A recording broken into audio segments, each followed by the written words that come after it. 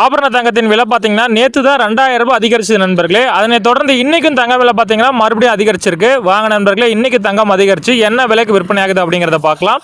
முதல்ல தங்கத்தின் விலையெல்லாம் பார்த்துட்டு அதுக்கப்புறம் வெள்ளியின் விலை பார்க்கலாம். அதுக்கு முன்னாடி இந்த வீடியோக்கு ஒரு லைக் மட்டும் பண்ணிடுங்க. கண்டினியூவா 22 கட்டண ஆபரண தங்கம் என்ன பிரைஸ் அப்படிங்கிறத பார்க்கலாம். இதில் ஒரு கிராம் பார்த்தீங்கன்னா 9075 ரூபாய், கிராமுக்கு 50 ரூபாய் அதிகரிச்சிருக்கு.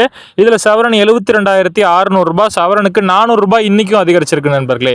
கடந்த 2 நாளில் மட்டும் 2400 ரூபாய் அதிகரிச்சிருக்கு. சரி நண்பர்களே, நம்ம சேனல் இன்னைக்கு தான் யாராவது ஃபர்ஸ்ட் டைம் பார்க்குறீங்க அப்படின்னா நம்ம சேனலில் டெய்லியுமே தங்கம் மற்றும் வெள்ளி விலையை அதிகரிச்சாலும் குறைஞ்சாலும் பதிவு பண்ணிட்டே இருக்கிறேன். மறக்காம சப்ஸ்கிரைப் பண்ணி வச்சுக்கோங்க.